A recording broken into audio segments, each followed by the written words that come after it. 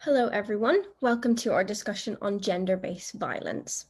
Mazel Tov is a youth-led organization that wants to contribute to global discourse on academia and policy making. And today we have a wonderful keynote speaker, Sana. Sana is the founder of Virtual Legal Advisory. She is an experienced trainer for professionals and a legal consultant offering advisory services on family laws, criminal justice issues, workplace harassment, gender-related laws, and mental health laws. So thank you very much. Sana, could you please start your presentation?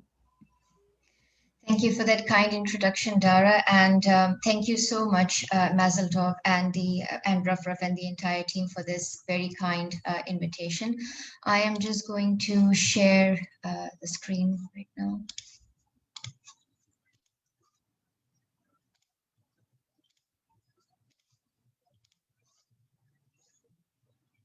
So if you guys can all just confirm that you can see it, should be there in a minute. Okay. Okay, so basically today we'll be looking at gender-based violence and its underlying causes. And there is a lot to say, of course. There is a lot of literature on this particular topic. It's very common worldwide. I'm just going to talk very briefly about it because I know that we have some esteemed guest speakers today who would also like to contribute. So I'm just going to start with a very brief background about myself, which Dara has already highlighted. So I'm a barrister and I studied from the UK. I'm based in Pakistan. I'm the founder of VLA, Virtual Legal Advisory, and we take on family-related cases primarily. In this particular domain, I also get to hear cases of domestic violence and all the gender-related issues that women are going through primarily. I also deal with criminal justice issues. I've also conducted various webinars, seminars on workplace harassment, gender-based violence, gender equity laws, etc. I'm also affiliated with Stop the Traffic, which is an anti-human trafficking organization based in the UK.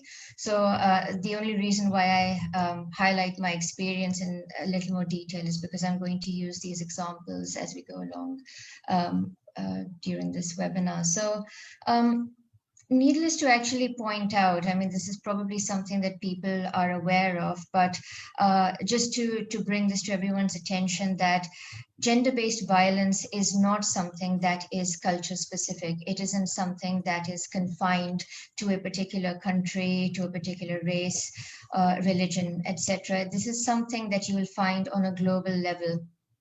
If we look at the United Nations statistics, so an estimated 736 million women, which is almost 1 in 3, have been subjected to some form of sexual violence by an intimate partner or even a non-partner. COVID-19 has actually proved that there's been a huge increase in intimate partner violence, so domestic violence cases, a huge increase in cyber harassment. This is something that I have actually been discussing with guest speakers over the last couple of months through my platform. And this is obviously something that is of huge concern. Now, when we look at the causes of gender-based violence, I'm just going to briefly outline some of these. And I know that Shanta, who is a very experienced mental health therapist and somebody who has a wealth of experience, is obviously more qualified to actually shed light on these aspects. But I'm just going to briefly just talk about them, that there are a number of reasons why gender-based violence takes place, and it is something that has been happening since the beginning of time. The first point to highlight is power dynamics. So it's always the dominance of this one gender over another, looking down upon the other. This lack of gender sensitivity, not taking into account the needs of the other gender, or deliberately, in fact, subjecting them to violence as a result of their physical and other weaknesses. Patriarchal mindsets, of course, just perceiving the fact that women are inferior and using religious tools and other sorts of modes as well to degrade them. But having said that, of course, this varies from one family to another, and often you'll find that in those families that children, especially males, have been subjected to abuse through their parents. They've seen their own fathers abusing their mothers. So they sort of tend to repeat that behavior when they grow up. Substance abuse, drug abuse, alcohol abuse may also play a role in this particular problem. And combined with that, of course, is serious mental illnesses as well. The reason why I've mentioned financial incentive over here is particularly sort of focusing on the exploitation of women, the sexual exploitation or human trafficking, which when I look at, obviously, I'll outline the fact that the main motive over there is financial as opposed to anything else. So there are different types of gender-based violence, and I'm just going to quickly touch on some of these.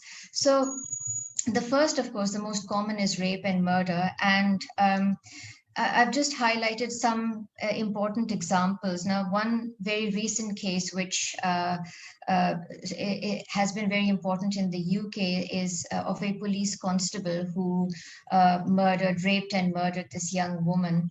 And it was just yesterday that he pleaded guilty to the rape and murder of this poor woman at the Old Bailey yesterday. And again, this is something that happens almost every day. But the reason why this is so painful is because he was a police constable, and he is somebody who should have shown, or somebody, or that form of an institution where you go for support, that sort of an institution that you can trust. And it just goes to show, the lack of trust, or how you can't actually trust anybody irrespective of the positions of authority that they're in. And again, this is something that we will see in a little more detail when we look at human trafficking as well, because officials are usually involved with human traffickers, and they sort of pave the way for these things to happen. In Pakistan, over the last couple of years, there have been a string of rape and murder cases, starting with the Zainab tragedy. So Zainab was a little girl who was unfortunately brutally raped and murdered. Then there was a highway tragedy. So a woman who had traveled from abroad was going on the highway in the middle of the night with her 3 small children. And unfortunately, she was gang raped in front of those little children. And then very recently, we had this case of an owner of a guest house who sexually assaulted a woman and a man, and he used to record videos and upload them on social media. Now, the reason again why I highlight all these cases is because we've had a number of legislations that have been passed over the last couple of years as a result of these cases. So we've had the Zainab Alert Response Recovery Act. We've had the anti-rape ordinance, which focuses on amendments to rape laws, amendments to violence against children, etc. But despite the passing of these laws, unfortunately, we are still experiencing a huge number of rape and murder scenarios, which is absolutely horrifying. And the problem, and I focus particularly on Pakistan at this particular juncture, is that the cultural mindset is a huge dilemma. So we've got people in positions of authority, so government officials and police officials as well, who rather than pointing out the perpetrators, have actually blamed the victims for their dressing. They've blamed the victims for the fact that they were out late at night.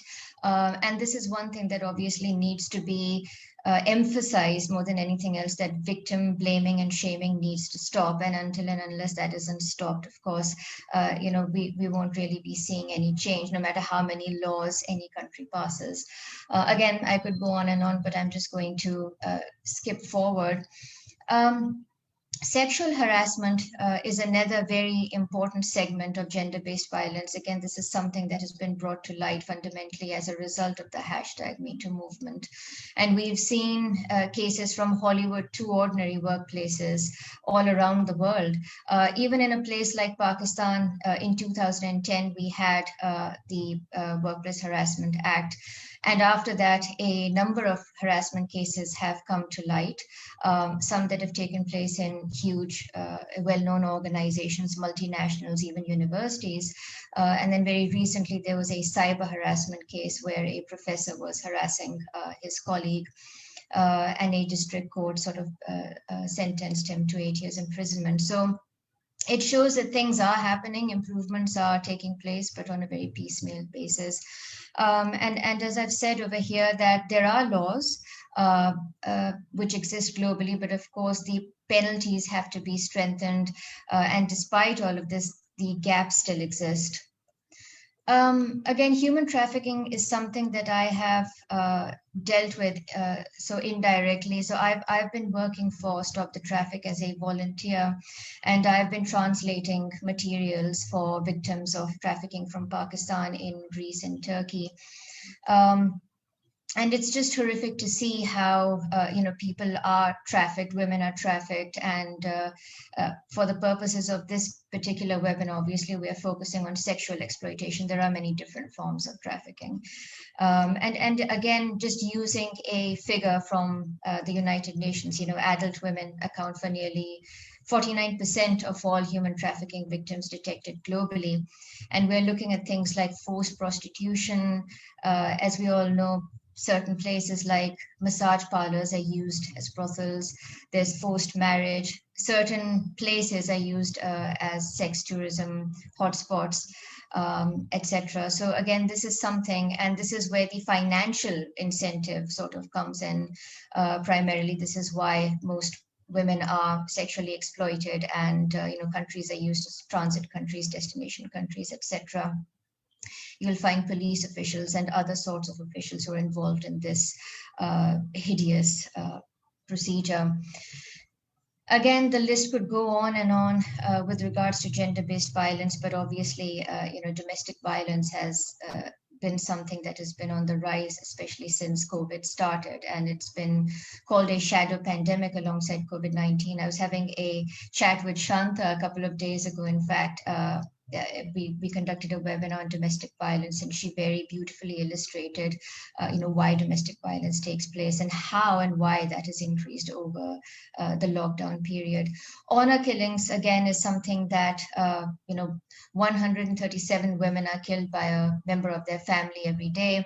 In Pakistan, we had a very high profile case of this social media blogger called Kandil Baloch a couple of years ago, who was murdered by her own brother because she allegedly brought shame to the family. And so the poor woman was ruthlessly killed.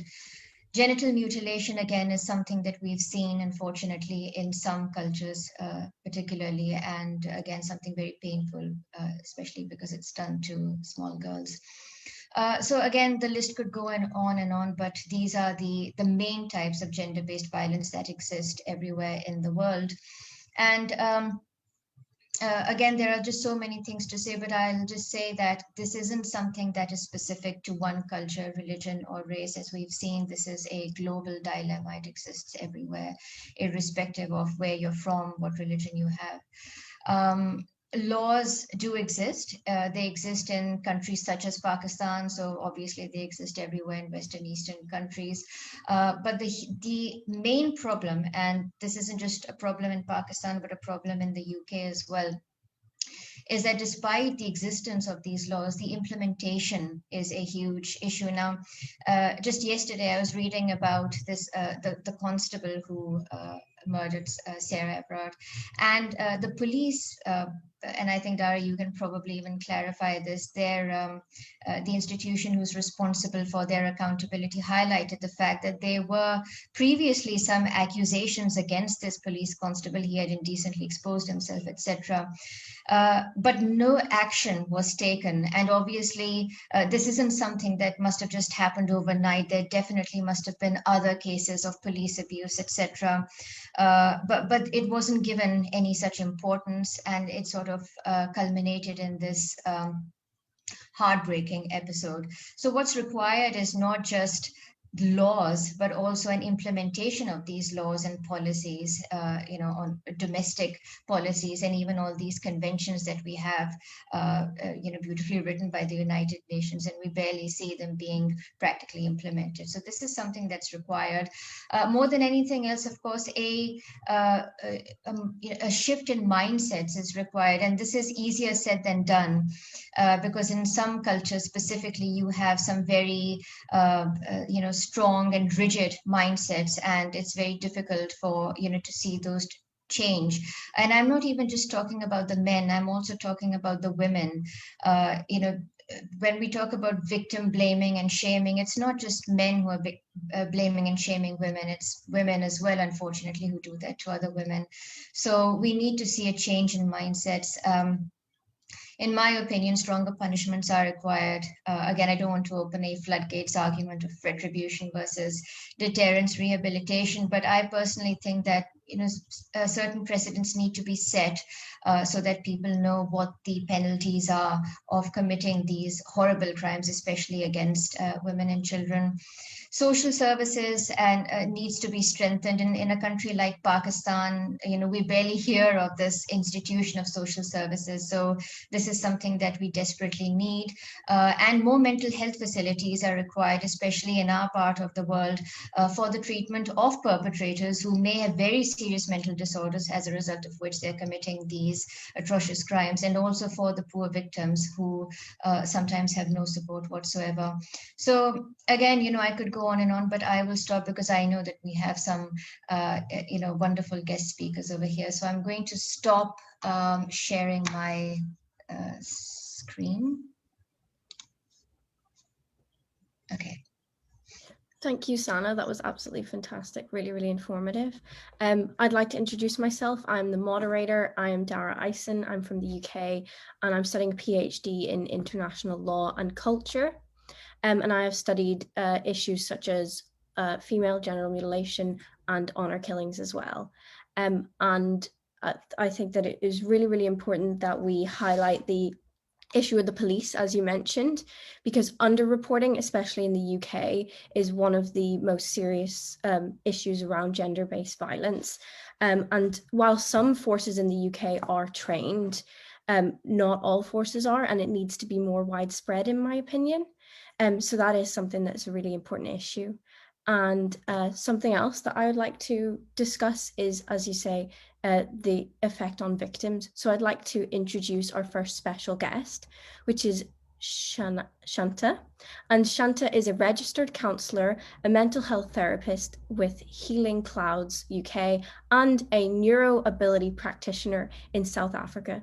So thank you, Shanta. I would like to ask you, how do you think we can best support victims of honor-based, or not just honor-based, but gender-based violence in general? Unmute, and I'm done. All right. Before I carry on, Sana, as always, highly informative. I listened to you very much like a sponge. And although we had this discussion a few days ago, it still just has that impact on me. So yeah, thanks for highlighting so many things. So how do we deal with the victims of gender-based violence? To start with, how do we classify a victim? There's so many categories, okay? And who are we? Whose permission do we have to deal with this victim? If the child is below 18, then it's the parent's decision. And when it comes to genital mutilation, etc., as you know, in the African countries, it's really quite acceptable, or it was quite acceptable, but people in Nigeria, Kenya, etc., have taken a stand against it, right? And we have as well, because in South Africa, we have virginity testing. And that is also absolutely absurd. That is a form of violence, okay? So I'm looking at the child below 18. Let's look at another category. Let's look at the older woman and how she's going to react to the younger woman in her home being treated. The older woman, and this goes far back into Arab countries as well, when you go, you look at North Africa, that whole Maghreb area, okay, and the way women managed things then. They felt that they did their time. So if they could endure it, you endure it. It's a case of, what are you complaining about? Just go back. Okay. So how do we treat this? The first thing is the person needs to come forward. You cannot go, and Sana, you will agree with me, legally, you cannot go to somebody and say, do this, do that. This is your right, that is your right. Because you don't understand the family dynamics. Also, gender-based violence at work could be the loss of job, right? So unless the victim comes forward or the victim says, yes, I'm ready to take action, your hands are tied. The social worker cannot take action. The therapist cannot take action. Psychologists cannot. The law cannot. Now, I'd like to very quickly share some cases that I'm dealing with where there's so much of GBV involved that the woman has turned around and started having affairs herself. And she's a client of mine, and when I questioned her, why are you doing this? She said, I want to abuse him for what he's done. And I said, this is just not working. So we spoke about mindset. If the mindset of the victim is not stable and has not accepted that this is it and this is what I have to deal with, then there is absolutely no way that you can help that victim.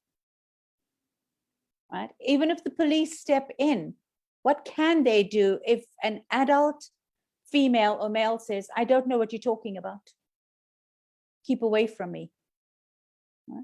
When it's below 18, when it's children, etc., courts can step in, social workers, but we also have to bypass that adult guardian. And unless we can prove that that guardian is incapable of guardianship, our hands are tied. So it's these barriers that we face dealing with it. Does that answer your question?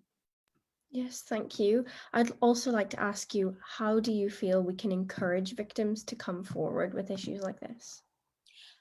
You know, if counselors can stop being so judgmental, if they can take counseling and understand that it is a service, it is not a status. Having a master's in psychology doesn't make you any better than the next person, nor can you read thoughts and minds.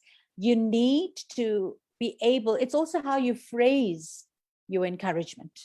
Immediately you say, do this, do that, what are you doing? You're emotionally bashing the person again. Already that person comes from a do this, do that background. And here are you're supposed to be offering help, and you're also saying, do this, do that. So do you want to leave one dominant area in your home where you're being bashed and have another dominant area being your therapist? So it's approach and also media. We need to stop making this such a glamorous thing. Abuse is not glamorous. You know, wearing that tattoo on your neck is not glamorous. The hand signs are not glamorous. These are serious issues. If we can start it at primary school, then I think we're getting somewhere. But then that's another different story altogether, because getting through to the education system, that's yet something else. So yeah, I say start at school level. Is there anything in particular that you would suggest that schools really need to do to ensure that they are supporting families and preventing victims or Dara? people to come across? Okay, so we've started sex education at school. Oh, we've had parents screaming and performing about a textbook because it showed the sex organs. Now, my attitude to this is, stop calling these sex organs by fancy names. It's the vagina and the penis, and you're not supposed to touch any of those organs. Simple. Do not let anybody touch it. So some parents went off at a tangent that, you know, it's too clear for their children. How else do we teach children? Right? So these things should start in that way. Encourage children, encourage dialogue.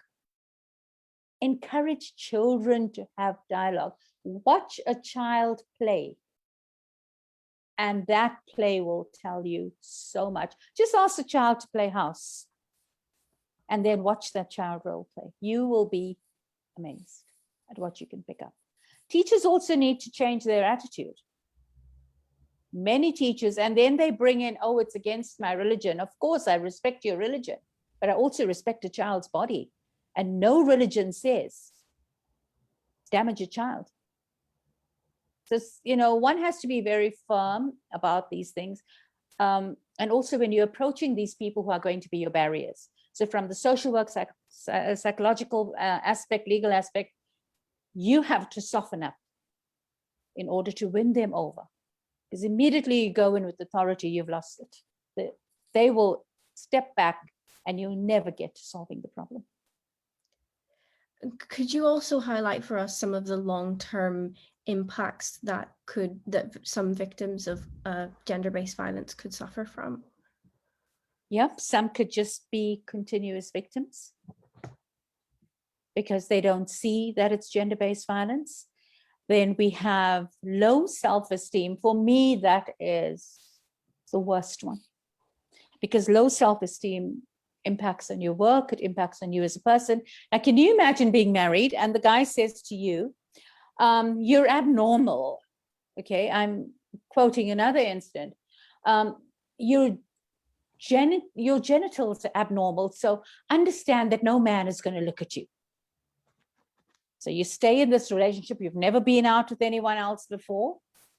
And then 5 or 6 years down the line, you realize, hey, Buster, I've been watching porn movies, and I'm really not that abnormal, I've seen other naked women now, and by virtue of your sordid habits. So, yeah, they sort of have this self-image thing, okay? You find that they perform very poorly at work. That's a red flag. Or watch a woman who is also overcompensating, and performing to impress the male staff. Right? It's a power thing. So if I impress them, they won't harm me. If I'm good to them, they won't harm me. Okay. So and they also carry this on into their children. Some are so fed up of being abused that they don't even bother if their children are being abused, because they've accepted it as a way of life. My concern is low self-esteem and acceptance. And those two things together, it's just total failure of the victim. Thank you very much for highlighting that. Now I would like to move on to our second special guest. We have Joey. Joey is a lawyer, writer, and activist from Bangladesh. She has authored numerous articles in the Daily Star on human rights and social justice issues, such as women's rights, gender-based violence, and intersectional climate change and labor rights. So thank you. I would like to ask you about the type of legal loopholes that exist that allow this to continue and perpetuate the issue. Thank you, Dara, for your question. First of all, I would just like to say how much I enjoyed listening to both of our guests, both of our speakers. Extremely informative. And Sana already pointed out a lot of the issues that persist in Pakistan, and similar kind of issues actually exist in Bangladesh as well. So when I have a chance to, by virtue of being a lawyer, I have a chance to analyze and look at these laws and how they are affecting our survivors of sexual offenses. We have in Bangladesh a lot of scattered laws. Like it would be the most beneficial if we had, for example, in the UK, that they have one Codified Sexual Offences Act 2003. If we had something like that. However, on the contrary, we have piecemeal provisions in a lot of legislations, starting from Women and Child Repression Act, and then Penal Code. However, those provisions, the combined effect of those do not hold up in helping these victims. Just as an example, victim blaming and character assassination itself, it is endorsed by our law. We still have this 149-year-old Evidence Act, which was enacted in 1872, and that has a provision which allows the opposition lawyer, to question the character of the victim herself. And that disfavors her case, obviously. And we are in 2021, and only just last week, the law minister of Bangladesh finally said that this provision will be removed. So we are looking at generations and generations of women, thousands of them. They were mocked, and their suffering was not considered by our justice system. So this, not only does this discourages women from reporting their cases or from for coming forward with their cases, this also endorses the culture of victim blaming. This encourages people, the family members and the society as a whole, to question, what were you wearing, why were you out so late at night? So you have this culture of victim blaming embedded right into our very society by the laws that our legislature has enacted. And this should not take 150 years to remove such a provision. And we also need to explore why these provisions are not removed, because the majority of the legislature are men, and men benefit from these provisions, which allows a woman's character to be assassinated in courts, and this also results in lower conviction rates. For example, I read that from 11,000 cases that were reported in one-stop crisis centers in Bangladesh, only 160 resulted in conviction. Therefore, the conviction rate is just 1%. So right from the moment that a sexual offense occurs until the very moment of conviction, a lot of the women, they either withdraw their cases, or the system chips away at their very character and souls to discourage them from reporting the cases, and therefore the conviction rates are so abysmal. And if I'm talking about legal loopholes, I can point out a few other examples as well. For example, our definition of rape, that is in Penal Code 1860, that is extremely inadequate. It simply says penetration. By not defining what penetration is, it left out a lot of other offenses that can justifiably be concluded as rape, as it would be concluded in other jurisdiction where they have a better definition, or a more descriptive definition of rape. So a lot of these offenses, they do not get reported as rape. This also does not consider the rape of male victims or the rape of transgender victims. It solely is based on female victims. And also, the most dangerous part of it is that it allows the rape of child brides.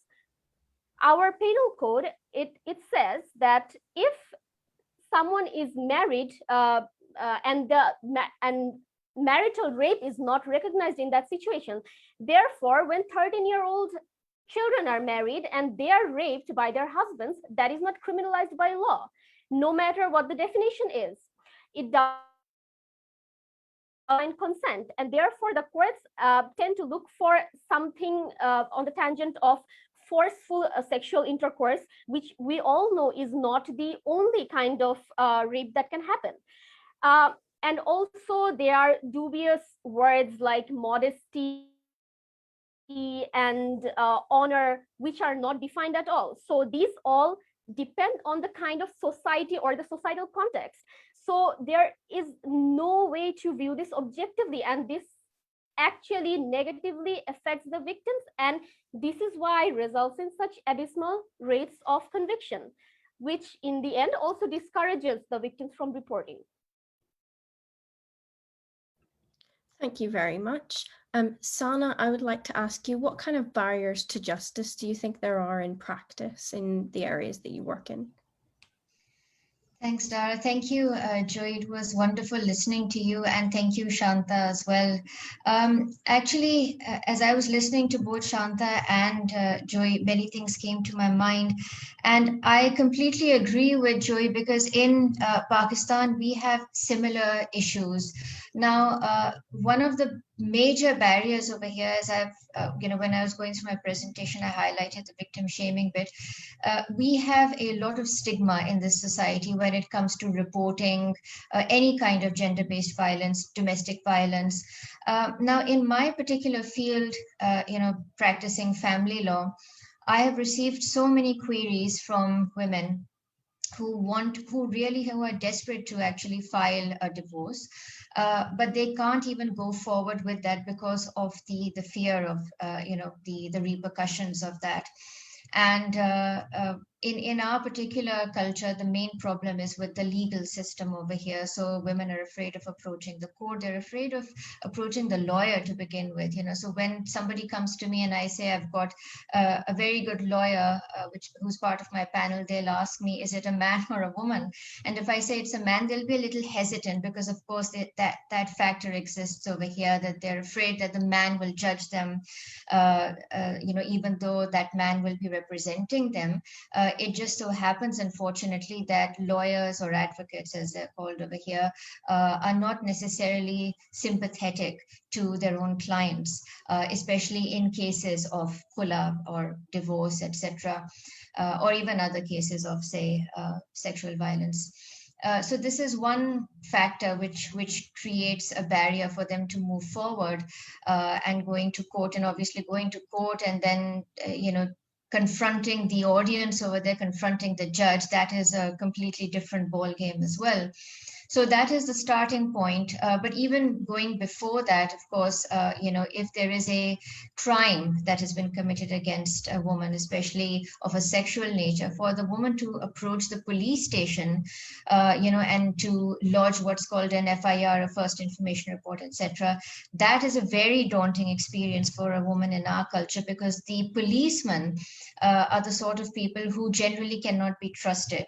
And as a woman, I too, and I have to say this very openly, that I would also be afraid of stepping into a police station, talking about anything to them, and fearing the fact that these policemen might, then start harassing me. And this is what most women go through in our culture. And again, in all of these institutions, even with cases of cyber crimes, we have what's called the FIA, and they have their zonal offices in Pakistan.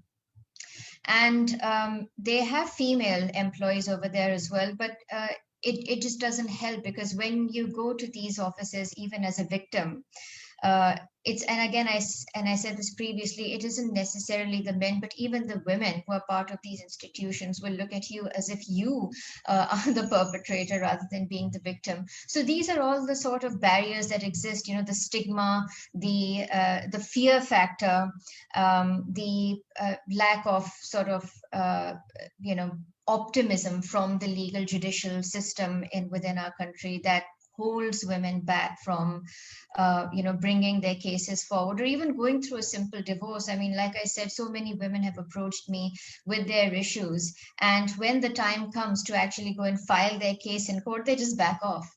And they back off because of all all of these issues, especially those coming from within their families as well, because you have to remember that many families are against things like divorce or whatever goes on in a marriage. They're afraid of that sort of getting out of the house and people knowing about it. And these are the sort of things that have to change, at least in this culture. So that's what I'll say. Thank you. I think that one of the really important things that we can do to address this is to think about societal change and a change in ethos in society in general.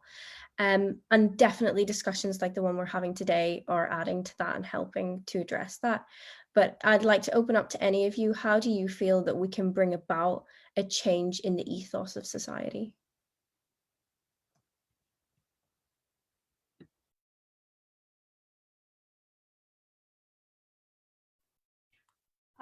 If this is an open question, Dara, I'm happy to go forward with this. So what I feel is small movements and rallies, they really matter a lot in amplifying the voices.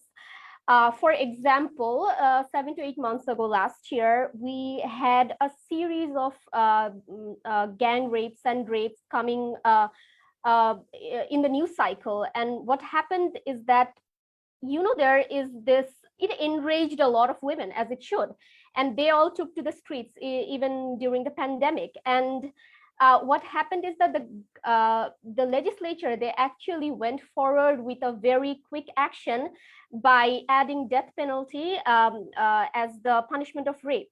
Now I personally, and myself, and I know a lot of people, I'm not in favor of that, because of the reasons that capital punishment, as a penalty of rape, it encourages the perpetrator to actually kill their victims after the act, so that they don't get caught.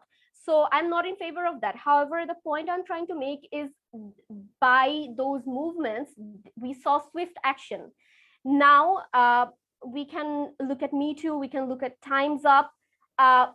What happened is that they have a ripple effect in bringing these cases forward. And I think the more these small movements increase in number, the more changes we will see. And this will also increase conversations that we have within our families. And it is a very difficult conversation, especially in South Asian country. I know it is a very difficult conversation within the families.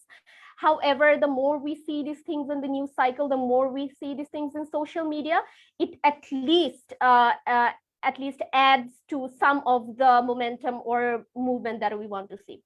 And another thing that I would like to say is that, of course, educating children from the very childhood. For example, we have gender segregated schools, like they are still the most in majority of schools. So what these little boys and little girls, they learn to see each other is that a person of a different sex, they don't see each other as human beings, to say. So I think moving towards a co-education schooling system would actually help these situations a lot, when children learn to interact with other kids as by seeing them as human beings first, and not as a girl or a boy or a male or a female. And another thing that can be done, I think, is increasing local feminist networks. After the series of rapes that transpired last year, we actually saw a surge of local feminist alliances forming, and they were arranging women's march and rallies and movements like that. So I think if we increase that in number, easier said than done, I know, that would have a ripple effect in changing the current discourse that we have, and that would actually help eradicate these problems to some extent. Thank you very much.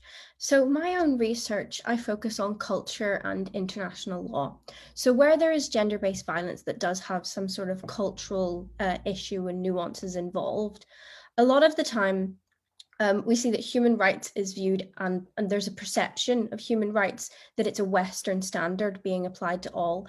For example, Oba is an academic that has argued that essentially the West is only interested in a very arrogant monologue rather than a dialogue. And also in a study from Al Thoas on FGM, one Somalian woman stated that to advise is good, but not to order. So I would like to ask any of you, how do you think we can avoid this perception of human rights that are used to address these issues being seen as too Western? How do we make sure that the narratives are not essentially coming from a white Western movement? So thank you. Would any of you like to address that? Dara, I'd like to just talk to this issue. Is it Anupama? Before I address the human rights issue, Anupama, you mentioned local feminist groups. Now, I come from a country where we take to the streets whenever it's necessary. I think we have a reputation of being a strike society. We will raise banners, and sadly, there's even burning that takes place. But yeah, we go to the streets, and God knows how many times we've been to the streets. And we seem to have to do this all the time. But if we don't educate the girl child or the child in general, because gender-based violence is not just male on female, then we can walk the streets and burn our shoes walking those streets. But if the generations to come are not equipped, then we're still, we're just putting out fires all the time, right? So that's one of the things. You spoke about human rights being very Western. Now, it's not only in with dealing with human rights, we find that counseling as well has a very Western approach. And the only way that we can deal with things is being culturally sensitive. We want the support of people, don't we?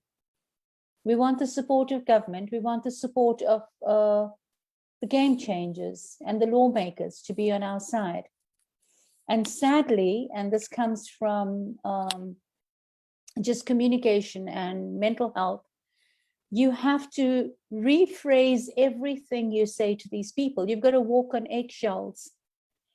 And if you look at it this way, yes, I have to walk on eggshells, but I'm prepared to walk on eggshells if it means that the future generation will benefit from it. I come from a class of 76. I don't know if you know my country's history. And that was the Soweto uprising. We come from what we term the revolutionaries. And our mindset, and it still is up till today, we will die for human rights. We will place our lives at risk if it means standing up for what is correct. And there's a joke around, that still goes around. You never mess with the class of 76. It was because of us that our president was eventually released. We were the ones that caused the chaos here. I could have gone away to Canada and joined my family, my siblings. I didn't have to stay here. But having the mindset that I did at that point in time, I stood for what's right. The older people need to take responsibility. And one of the ways is to educate the child. Make the child aware. And human rights, don't use the word human rights, because some people get offended. What are you bringing this Western philosophy in, or this Western thought in? But, weave it in such a way, and you guys in the field of law have the means to do it when you're discussing it with your clients. Weave it into a discussion that brings about just, cultural things, and because no culture says abuse the next person. So I'm not saying play with your culture and play with your background, but I do it. And I'm serious. If I know my client is from the Islamic background and this is going on, before the client comes in, I go through, the Prophet's teachings. And then I say, now let's go according to this. Let's address this issue. Is it in keeping with what you believe in? You're going against your religion and your culture by doing this.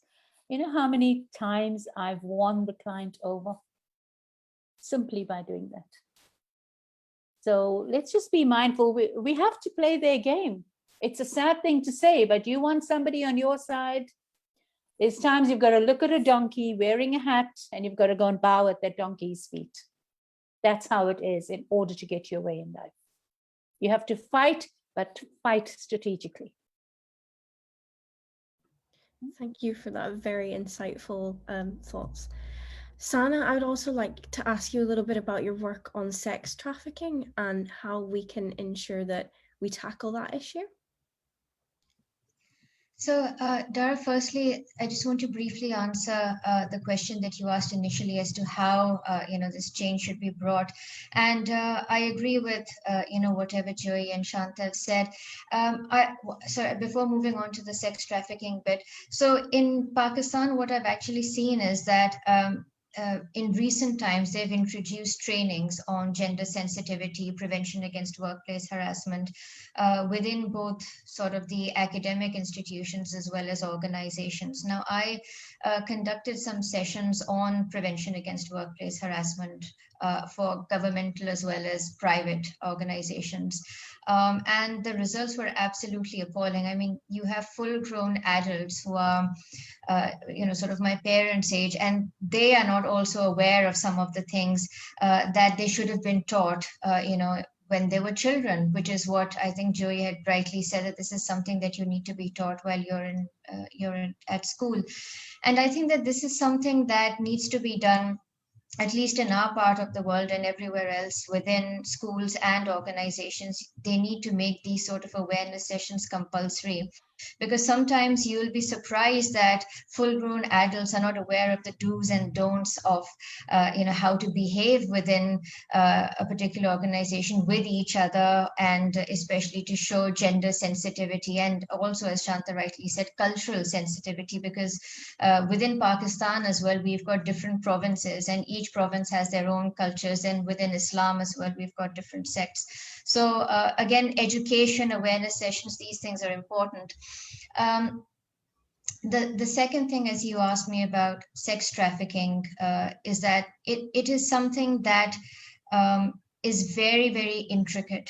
It's very complicated. It is something that you could spend an entire PhD just discussing the causes and the sort of outcome of human trafficking. And it's in the UK, a lot has already been done. They've got the Modern Slavery Act. So basically, the commercial organizations have all published these statements about how they will tackle modern slavery, which is another term given to sex trafficking. And again, this is something that needs to be done worldwide. And you'll again see the difference between rhetoric versus reality, that again, there are so many laws that focus on sex trafficking. There is so much that's written on it. Many NGOs are trying their best to help. But again, the results are weak, and they're weak because, again, not many people come forward. And again, you've got officials who are involved in this entire mess. But having said that, the organization that I work for, and I'm not trying to butter them up, but I'm just being extremely honest, they have done a lot to help victims of trafficking, all forms of trafficking, even if it's labor trafficking. And just creating that awareness, being there, as the way Shanta is, as a counselor, and just talking to these victims, answering their queries, trying to direct them to to approach one organization or another. That's the sort of work that I've been involved in. And I think that when it comes to helping these victims of gender-based violence, that is what we all should do on our own, individual levels, in our own capacities. We should try and make an impact somehow, and that is how this greater impact will take place. Another point to add is, when you talked about human rights being a westernized philosophy, I don't think that it's a westernized philosophy, because, as Shanta rightly said, even if we go back and, we look at the Quran, there are just and if you actually read the Quran and understand what we call as the tafsir, the philosophy behind what's written, you'll find so many things, rights of women given over, their property rights, other rights, especially, to do with violence, and penalties as well. So again, when you look at the Constitution of Pakistan, it sort of mirrors all of those Western ideals of human rights, or those that we find in the American Bill of Rights. So I wouldn't say that it's a westernized thing. I think that this is something that's universal, and it has universal application. So Thank you very much. We also have a question from the audience. It is, to what degree does the notion of power over an individual play a role in creating narratives that empower gender-based violence tendencies, and how do we combat that narrative around power and its association to gender-based violence? Shall we go one at a time? Could we have Shanta first, please? Okay. If you look at gender-based violence, or any violence towards somebody else, it's power, isn't it? The perpetrator gains power over the other person. So in gender-based violence, and I'm saying this not only from the point of a male perpetrator, And a female victim, I'm looking at male to male, female to female, female to male. It is definitely a power play. We all know that. Let's look at the worst, rape. Rape is not about having sex. It's far from that. It's not about making love to somebody. No ways. It's about overpowering a victim. Right? So let's go to gender-based violence. What other forms of power are there? Financial power. I'm the provider, so you will be my toy. Whichever way. And let's just keep our minds open to all genders. Right? Okay, so we have the financial, we have the physical. What about the emotional power? You are nothing till you met me. I picked you up from this. Do you know how broken you were till I met you? World available for you till I met you? And what do? That's drummed into you all the time. You succumb. What about the other form of power? And this I've seen, it's so annoying that you want to grab the perpetrator by his or her ears. But this I've seen a male on a female. And they've even got a TV series around that, where the male appears, or the perpetrator appears to be so gentle in the household, but tortures his partner behind doors to be the bad cop. And Senna, I think I brought this up with you as well, where people only complain about bad mothers-in-law. Have you ever wondered what that woman is going through in her personal life before she comes and she becomes that bad mother-in-law to somebody else's daughter? So that's the other thing, transference of your aggression. So you still have the power, but you don't play out that power. You transfer it onto the one person you're abusing, and that person abuses the others. So what you've done, you've created this gorgeous, it's like network marketing. Honestly, it really is like network marketing. You're right at the top, you've got your person working for you, and more people are being abused. So you're not just abusing one person, you've got the whole umbrella of abuse that you're controlling. And that's power. That's holding, and the children and the daughters-in-law, sons-in-law, all respect this guy. He's this great guy in the house. He has manipulated the power using gender-based violence. So there's lots of ways that power comes in. It can just, what about status at work? When you look at a boss, and how often haven't I seen, oh my word, women bosses are something else to work for. That's one of the reasons why I left corporate. I was an HR manager, and I'm glad I left corporate, because there was another thing. My director, I was 2IC, and he would come to me and we'd go out for dinner. And then he'd say to me, I want XYZ fired. Can you sort that out for me?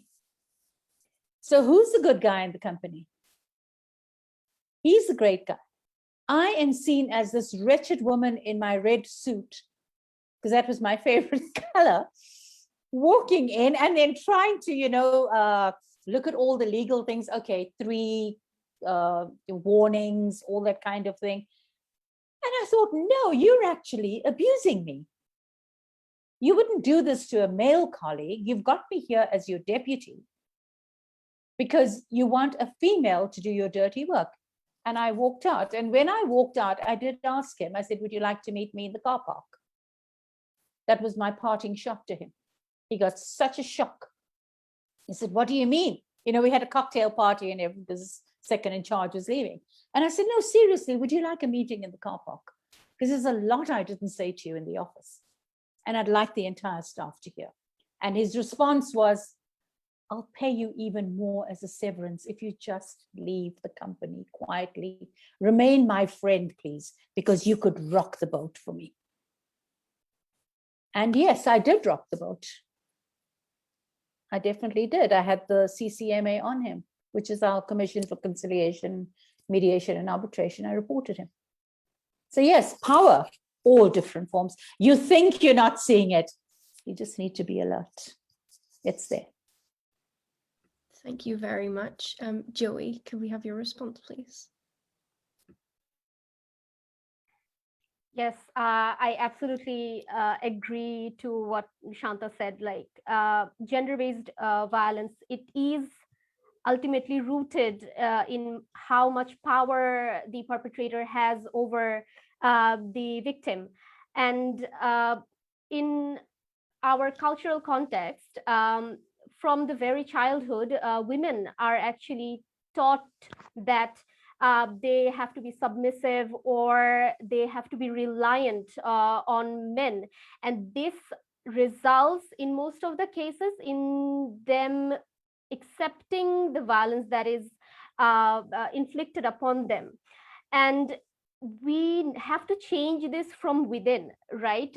There is a lot of educating to be done here, that because as women are becoming financially independent, we can see a shift in the narrative now, that especially older generation, they talk about how divorce is destroying the fabric of our society. However, they miss the point that because now women are financially independent, they can take this step, which they could not have taken 20 or 30 years prior. So now they can get out of this abusive relationship from a man who was supposedly holding power over her. So we see by becoming financially empowered, she has changed the situation in favor of herself by disengaging from that abusive relationship. So, of course, gender violence is deeply, deeply embedded in this, how much power the perpetrator holds over the survivor. And it is, no matter what we can see superficially, it's not as much about the sexual desires when it comes to even sexual and gender-based violence, sexual nature of gender-based violence. So yes, of course, yeah. Thank you. And Sana, could we have your perspective, please?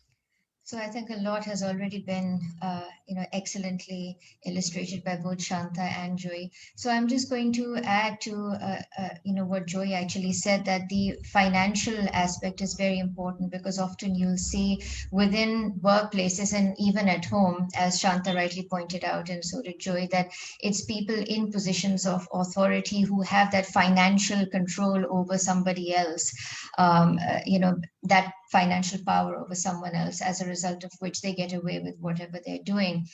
Shanta's example of the boss or the manager and the employee is a classic example of power play or power politics. And she was also right in highlighting the fact that it could be either. So it's not necessarily a man exerting his dominance over a woman. It could even be a woman exerting her dominance over a man. Sometimes that too happens within workplaces, or even within the family context as well. Or in the workplace context, a man against another man. And I think that Joy is absolutely right, that with this shift in the financial independence, I think that is actually where you will see the difference, because even within households, the reason why males or the husbands sort of get away with, drinking and abusing their wives is because they are the ones who feed the wives. Within the workplace, a female employee will remain quiet or sign a gagging clause or whatever against, in favor of the her boss, because he's the one who pays her, and she knows that if he, puts in a bad word for her, then she won't be able to get a better job. So it's all finance, and I do know that, because I know that a lot goes on in organizations in Pakistan where employees are harassed by their bosses, and when they sort of not directly threaten them, but when they tell them that their behavior is unwelcome, the bosses then remind them that the performance appraisals or whatever are within their domain. And if they do complain about them, then they will suffer the consequences. So again, it is this entire infrastructure of power, and it has to change. And I think that Shanta is right when she has said repeatedly that people need to come forward, people need to speak out against this. You shouldn't be afraid. Everyone understands that there are repercussions, and sometimes you will get blamed for it, but if you don't speak, then the change is not going to come about. about, and I think Joey has also rightly said that, because of all the demonstrations and the protests, and of course the Me Too movement is a huge example that had those women not come forward and so boldly, revealed what happened with them, you wouldn't have seen the Me Too movement. So we all have to speak up a lot more. Thank you. You've all been absolutely wonderful and given us really, really useful insight. I would now like to introduce everyone to Shaf, who is the Strategic Director and Advisor for Mazel Tov, and he just has a few final words that he'd like to share with us. Hi, everyone. This was an insightful discussion. I have had the privilege of being a part of this throughout the whole conversation. Thank you so much to all of our guests for joining us today. And for Dara, as our newest member, for being kind enough to moderate the session. Excellent work. Before we close this meeting and bring it to an end, I just wanted to take a moment and reflect on the fact that the Exordium series started sometime in April, and this is officially end of season 1. And this was the 3rd installment of our keynote speaker series. And we were privileged to have such an illustrious panel with us. Really grateful to Sana for developing the presentation, and really grateful to both of our panelists, Anupama and Shanta, for coming in, taking their time out and having this very, very useful discussion. And on that note, I want to thank all of our viewers for your constant support and for helping us develop the platform to what it is today. And we hope that we'll have your support going forward. Not just you, to our guests as well. We hope that we'll have you guys with us as we keep growing as an organization. Thank you very much. And with that, I'm going to say goodbye. See ya. Thank you. Bye-bye. Bye.